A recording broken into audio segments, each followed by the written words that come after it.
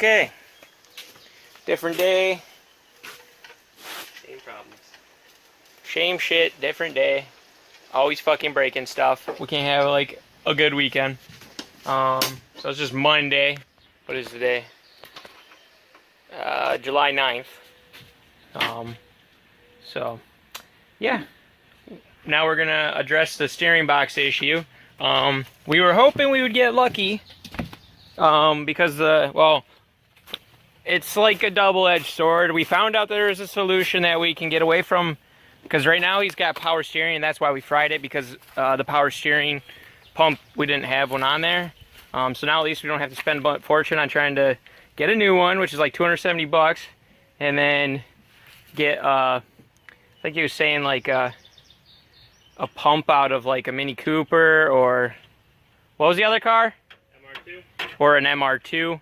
Use like the power steering pump. But we're going to go with, because in the Mighty Max here, it's just a manual steering. And it's basically the same freaking thing. The only problem is the first generation you can't use? You want the first generation. Okay, yeah. So this is a second generation of the Mighty Max, and you want the first generation. So basically, it's a damn shame, because then this part would have been free. Instead, it's like 190 bucks. And we won't have it by the weekend, which really sucks. But yeah, because it's right there. I'll flip the camera around, I can show you. So yeah, this is what we're talking about right here. It's just a manual box, doesn't have any lines or nothing. But the problem is, it bolts in on this side. And we need it to be bolting on the opposite side.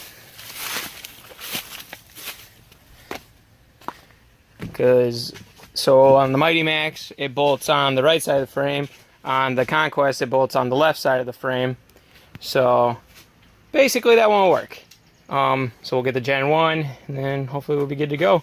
We're also experiencing issues with a high idle, basically, with the throttle closed, or the throttle blade closed all the way. So we're pretty sure there's a vacuum leak somewheres. Paul bought some cigarillos or whatever, and we did like a leak down test for all of his intake, and it's all good. So we don't know what the hell it is. So we're gonna take it apart, because we gotta take the intake off anyhow to gain access. And I bought new gasket. Yeah, he's got a new gasket coming, an actual gasket. I think we have gasket maker on there right now. Yeah. So hopefully that'll be a solution. And then while it's off, we might paint it. And what else are we gonna do when it's off? Anything else? I think it's just that gasket and maybe paint it. That's it. So, but yeah, and yeah. So here's what I was talking about. How it's right there, and it's bolted on the left side. So, and that's what we gotta get out of there. Oh, the other one's on. It's on the right side, yeah, on the outside. Yeah, there's stuff not even if you flipped it around, there's like no way. Yeah. So that's kind of shitty, but yeah. Now we're gonna get the intake off, just get all that stuff off, and then we don't really have any PB blaster or nothing. We could do we could put brake fluid on it. I already got it on it. Yeah, probably. But yeah. Just so that way we can try and get that power, or the old power steering or steering box off, and then when the new one comes in, just got to bolt it on. We're good to go. And then, well, bolt that on, and then put the intake and everything back on. But yeah. So see you when the intake's off. Well, we found the leak. Most likely. Most likely. I mean, this was off the last injector on the far back. So, can't believe it didn't smoke out of that, though. I know. But yeah, so there's that. That's hopefully the culprit. So, once we put it all back together and try and figure out how we're going to come up with a better solution than these. But yeah, we'll carry on. Alright, I made this quick little mount here. Looks fancy dancy. Paul's over there with the label maker, labeling the plug plugs because we got to unplug them because they go right through the freaking channel on the intake. Nice planning. Smooth move. So yeah, but he's pretty close. But yeah, we'll carry on.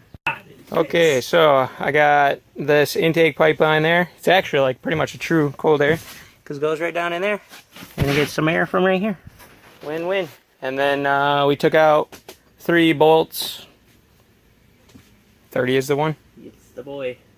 Yeah, so we took out those bolts and nuts. We were like almost pooped our pants because we're like spinning them up here and they're just spinning. Luckily, it's a bolt that goes all the way through the frame rail. And so now we got 30 there. And we're gonna, there's like this arm right there. And we're gonna unbolt it right at the top of that arm. So let's get the thing off. All right, well, it's out. Paul's out here just slobbing his knob. Sorry. That's quite the sound. That is. That's the. So we'll try and impact this nut off to get that arm off in case the arm on the other one is different, or it just doesn't come with one. It wouldn't come with one. Yep, so we'll impact that arm off and then we'll be good to go. But then we just got to order the other one and wait for it to show up. Well, this guy's being a pain in the ass. I just put some brake fluid in there as a, whatever the fuck you'd call that. What would you call that? Like a thread penetrator or whatever. I don't know what that, like WD-40 and PB Blaster. Yeah, because we were hitting it with this fucking sledgehammer. It wasn't coming out. So, yeah, we'll let that shit soak and then we'll try again later. Alright, we're gonna probably end it here. So we're gonna let this thing soak for ever till the weekend, probably, pretty much. Yeah. So that's pretty much where we're at. Oh, we should probably get that thing off jack, put the wheel back on, put it back on the ground. Why? So it don't fall. Oh, right here. What's another thing to replace? Right. But yeah. At least we got this side looking fabulous. And we just gotta get that, and then we gotta get the intake scuffed up and painted. So, but yeah, so empty. But yeah, like, comment, subscribe. See you in the next one. Well, there it goes. Parts. It's like a white fiero. There it goes. Damn shame that it was so rusted and shit. But you know, you win some, you lose some, and that's a loss. All right. In case you didn't see the live stream, the first unboxing of something a subscriber sent. We got LS coils for the Fiero, so that's freaking awesome.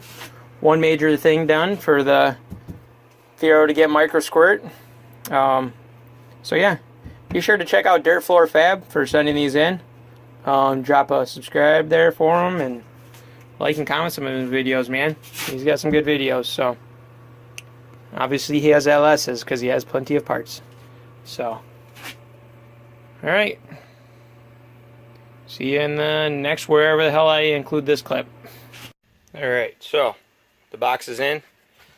And now we're gonna swap it out. Get it swapped out in here. And then we'll see if it fixes our issue. I'll show you the issue here. So the issue is we turned it on. In a wideband, it goes straight to 10. It should start doing a loading thing, which means it's firing up the oxygen sensor, because it's a heated oxygen sensor, or O2 sensor, or whatever, wideband. So yeah, we'll get this swapped out, and then hopefully that fixes this issue. Okay, got the new box in, and moment of truth. Hey, it's loading. Let's start up the car and see if it changes anything.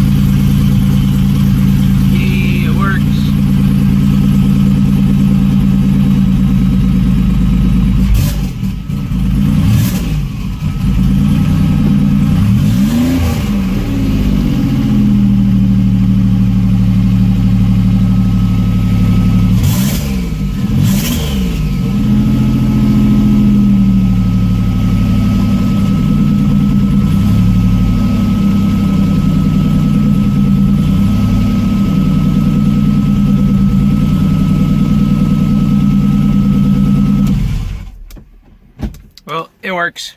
So now we're just gonna have to we'll